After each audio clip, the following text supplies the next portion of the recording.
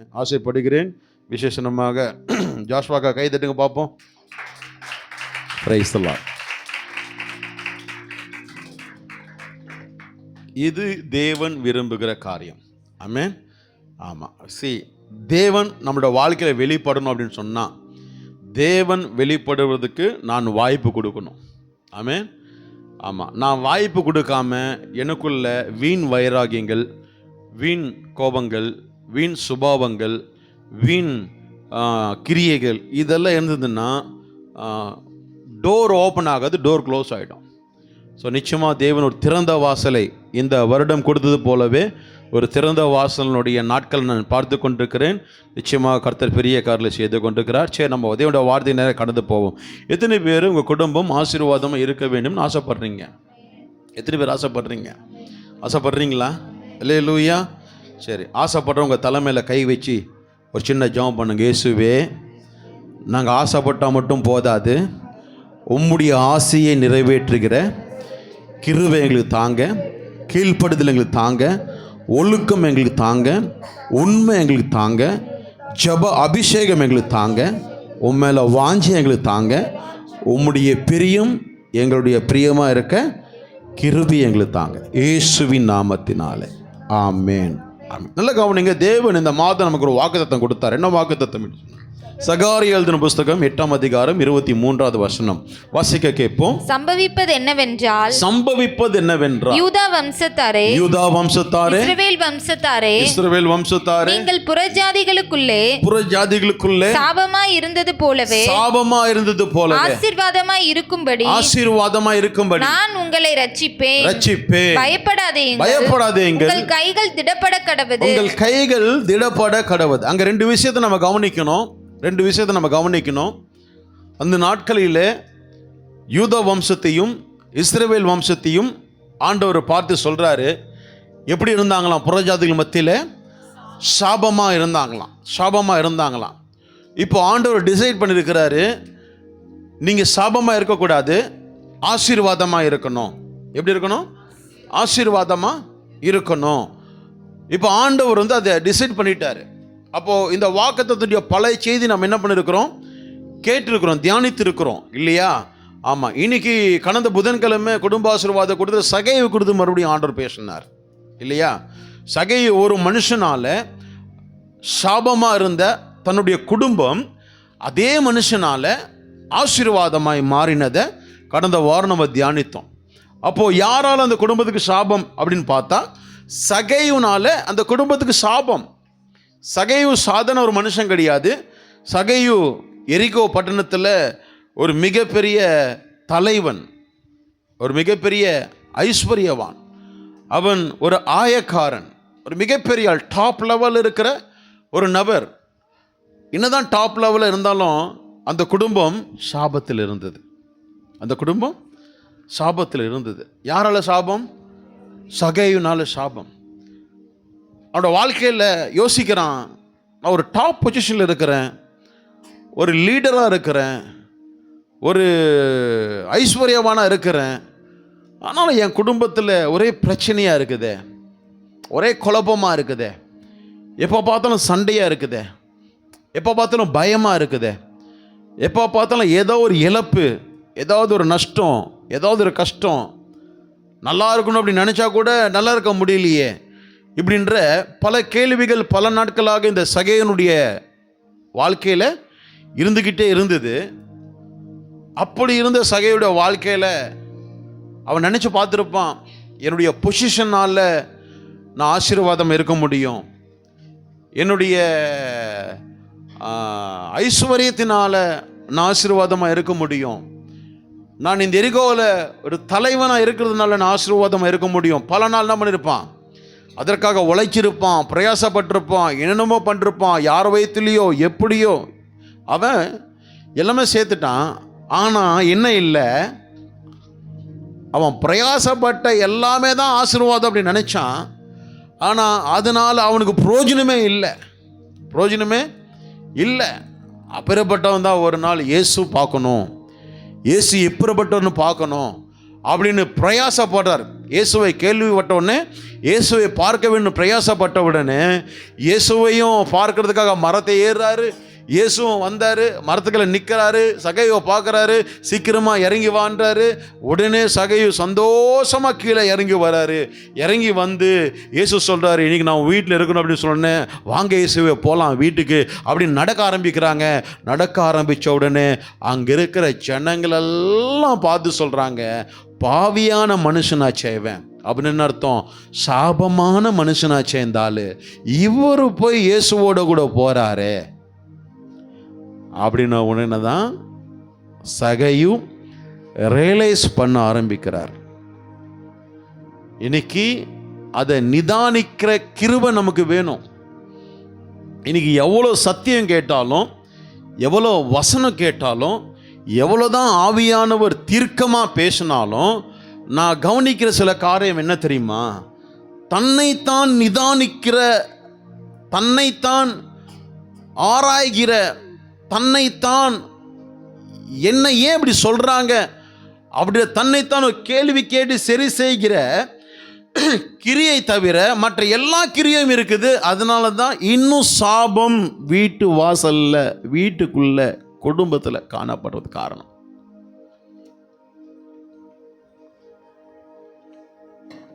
இன்னைக்கு நீங்க யோசிச்சு பாருங்களேன், ஆண்டவராக இயேசு கிறிஸ்து இருக்கிறாரு, சகைவு இருக்கிறாரு. இந்த ஜனங்கள்லாம் சொல்றாங்க பாவியான மனுஷனாச்சே. என்ன சொல்றாங்க? என்ன சொல்றாங்க? இப்போ சகையு ஆயக்காரன், சகையு ஐஸ்வர்யவான், சகையு தலைவன். அவனை பார்த்து இந்த வார்த்தை சொல்லிட்டாங்க ஜனங்க. அவனை பார்த்து இந்த வார்த்தை சொல்லிட்டாங்க, பாவியான மனுஷனோட கூட. வேதம் என்னத்தமா சொல்லுது? அவன்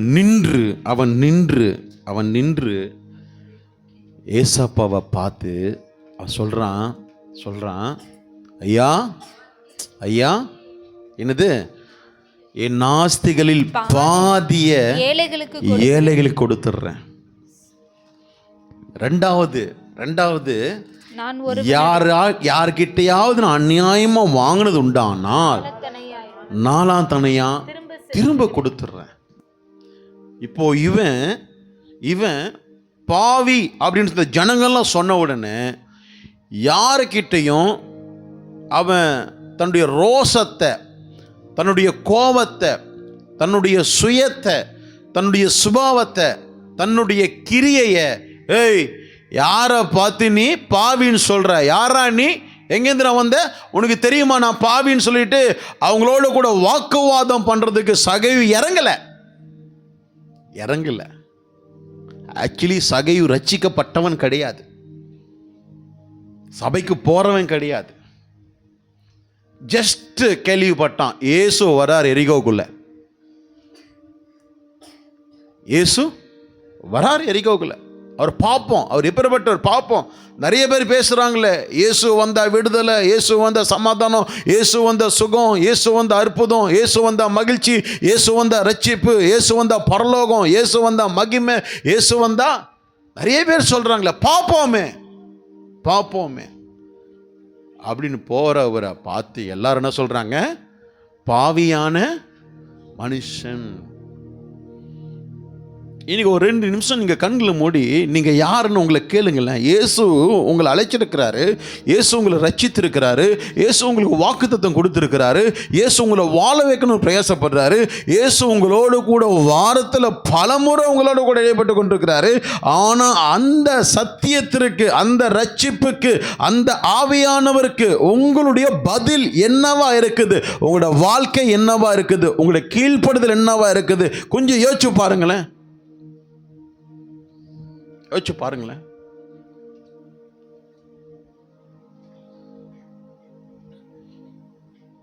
வேதம் என்ன சொல்லுது? முதலாவது தேவனுடைய ராஜ்யத்தையும் நீதியையும் தேடுங்கள், அப்பொழுது இவைகள் எல்லாம் உங்களுக்கு கூட கொடுக்கப்படும். அப்படிதான் வேதம் சொல்லுது. இது சத்தியம். தேவனுடைய ராஜ்யம்னா என்ன? தேவனுடைய ஆலயம். தேவனுடைய ஆலயம். நாளைக்காக நீங்கள் கவலைப்படாதீங்க. என்னத்தை உண்போம், என்னத்தை குடிப்போம், என்னத்தை புசிப்போம், என்னத்தை உடுத்துவோம், நாளைக்காக நீங்கள் என்ன பண்ணாதீங்க, கவலைப்படாதீங்க. முதலாவது நீங்கள் தேவனுடைய ராஜ்யத்தை, அப்படி நீதியை தேடுங்க. இது சத்தியம். அப்போ என்ன நடக்குமா? எல்லாமே கூட கொடுக்கப்படுமா. எல்லாமே கூட கொடுக்கப்படும். இது வார்த்தை, சத்தியம்னா வார்த்தை தானே. வேதம் சொல்லுது, கர்த்தருடைய ஆலயத்துக்கு போவோம் வாருங்கள் என்று சொன்ன பொழுது அவர்கள் மகிழ்ச்சியாய், எப்படி மகிழ்ச்சியாய். காரணம் என்ன அப்படின்னு சொன்னால், கர்த்தருடைய ஆலயத்துக்கு நீங்கள் வருவீங்கன்னு சொன்னால் அப்போதான் உன் அலங்கத்துக்குள்ள சமாதானமும் உன் அரண்மனைக்குள்ள சுகமும் இருக்குமா. நீ கர்த்தருடைய ஆலயத்துக்கு வருவன்னு சொன்னால் கர்த்தருடைய ஆலயத்து நிமித்தம் உங்களுடைய வாழ்க்கை சாட்சியாக மாறுமா. எப்படி மாறுமா? சாட்சியாக மாறுமா. கர்த்தருடைய ஆலயத்தை நீங்கள் வருவீங்கன்னு சொன்னால் கர்த்தருடைய ஆலயத்து நிமித்தம் உங்களுக்கு நன்மை உண்டாகுமா. என்ன உண்டாகுமா? நன்மை உண்டாகுமா. உங்களுக்கு ஒரு விஷயம் சொல்லட்டுமா? இப்போ என் இடத்துல ஒரு வேளை நீங்கள் இருந்தீங்கன்னு சொன்னால், என் இடத்துல நீங்கள் இருந்தீங்க சொன்னால், ஒரு வேளை இன்னைக்கு பல டுபாகருங்க இருக்கிறாங்க. அந்த டுபாகருடைய சத்தியம் டுபாகர்களுக்கு பிடிக்குது. புரியுதா உங்களுக்கு?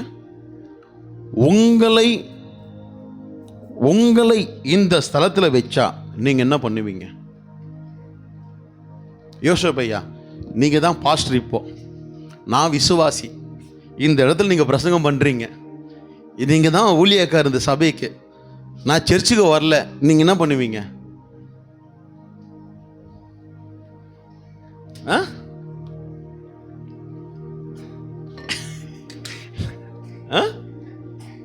என்ன பண்ணுவீங்க?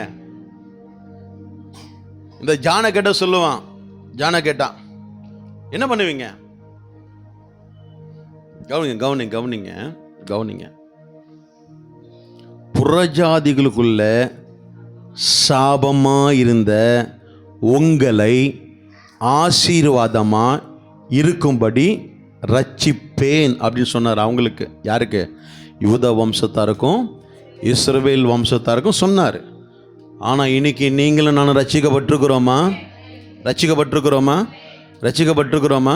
அப்போ ரட்சிக்கப்பட்டோன்னு சொன்னால் நம்மளோட வாழ்க்கை எப்படி இருக்கணும்?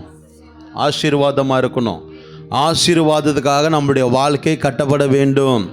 சாபம் இருக்கும் என்று சொன்னால் என் வாழ்க்கை கட்டப்படவில்லை என்று அர்த்தம்.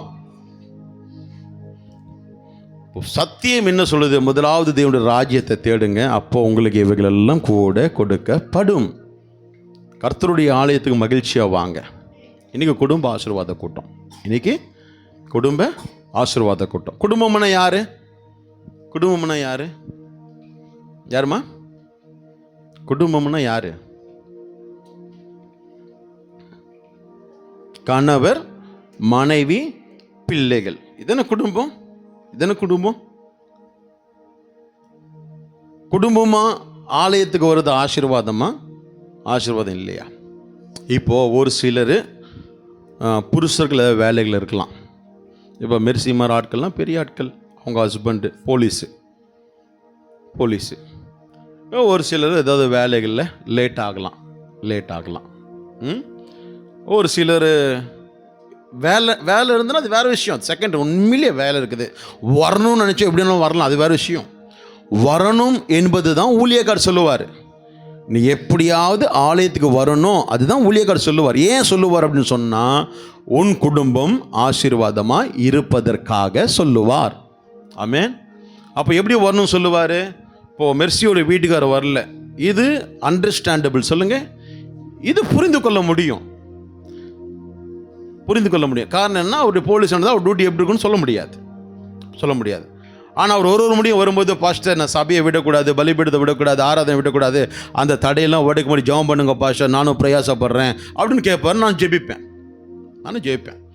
அவருக்கு வாய்ப்பு கிடைப்பதெல்லாம் கண்டிப்பாக என்ன பண்ணுவார். இப்போ நமக்கு எல்லாருக்கும் தெரியும், புதன்கிழமை குடும்ப ஆசீர்வாத கூட்டம். அன்னைக்கு யார் ஆயத்தமாகணும்? யார் ஆயத்தமாகணும்? குடும்பம் ஆயத்தமாக ஆகணும். இப்போ நான் யார்? நான்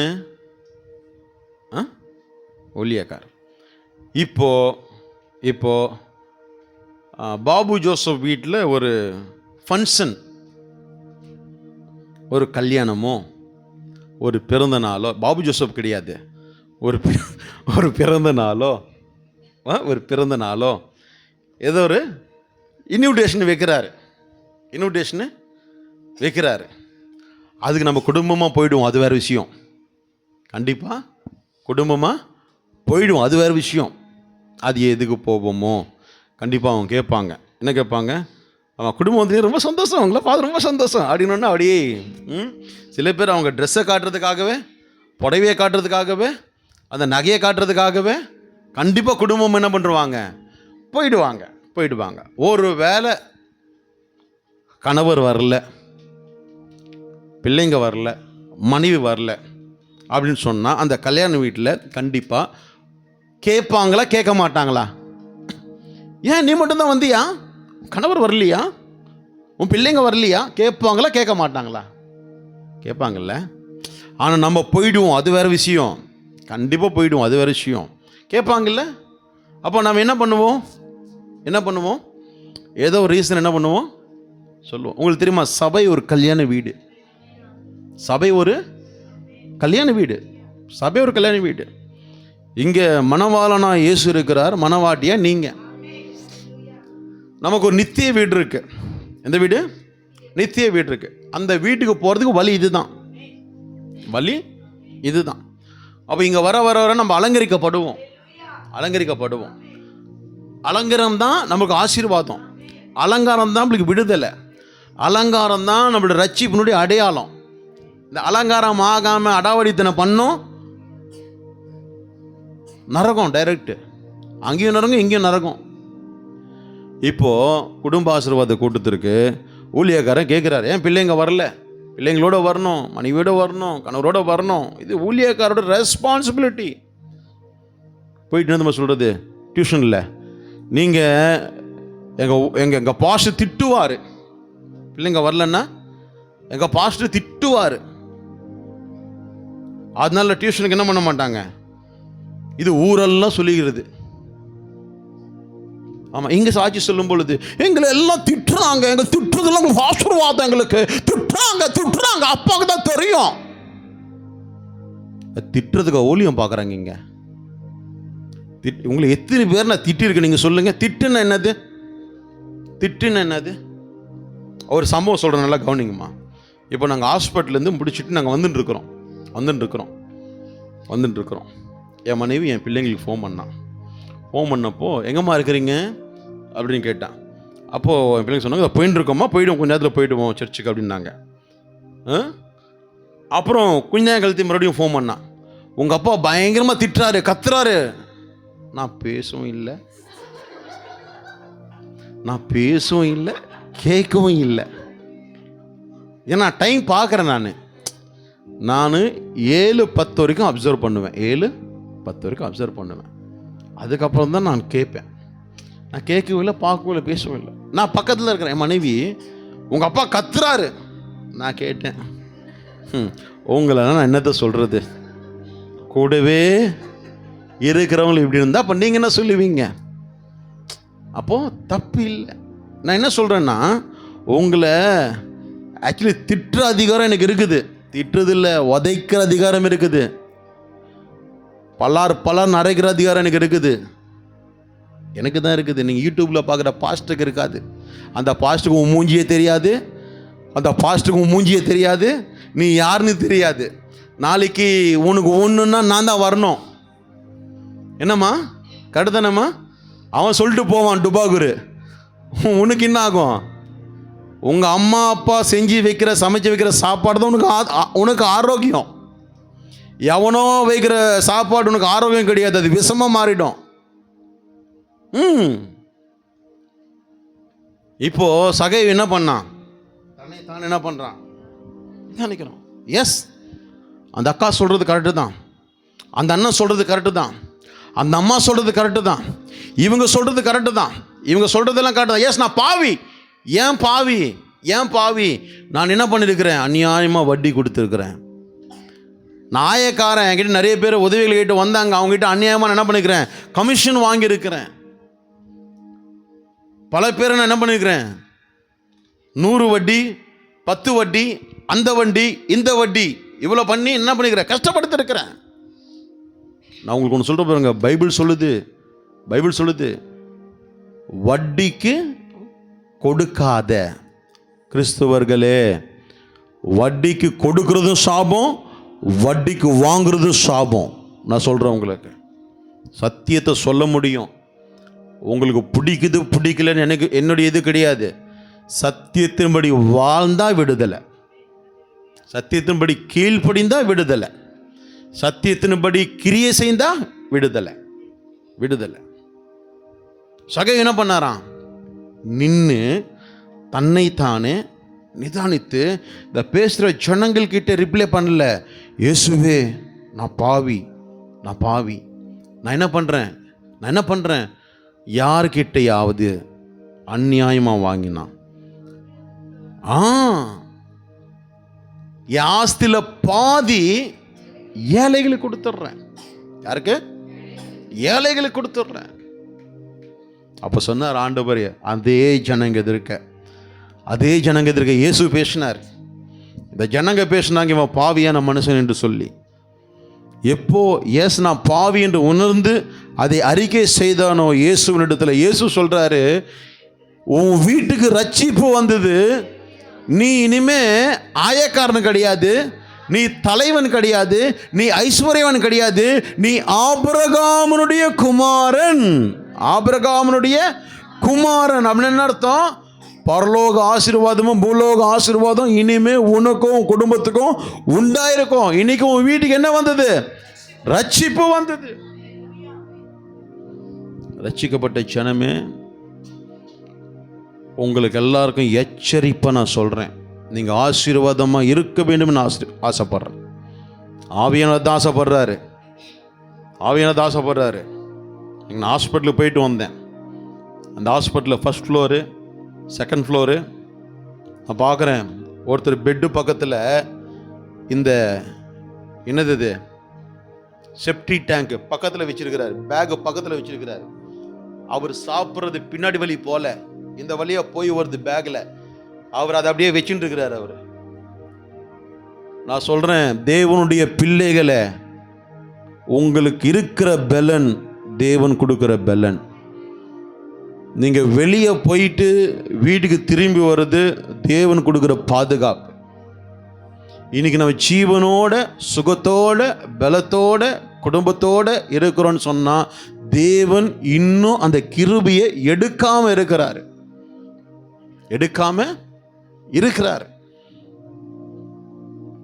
எனக்கு பலன் இருக்கு, எனக்கு வேலை இருக்கு, எனக்கு அது இருக்கு, எனக்கு இது இருக்கு அப்படின்ற ஒரு ப்ரைடு பெருமை இருக்குன்னு சொன்னால் ஒன்றுமில்லாமல் போயிடும். தேவன் உங்களுக்கு வாசலை திறந்து வைத்திருக்கும் பொழுது அந்த வாசலை கனப்படுத்துங்க. ரட்சிக்கப்பட்ட பிறகு இந்த குசும்பு பண்ணுறது,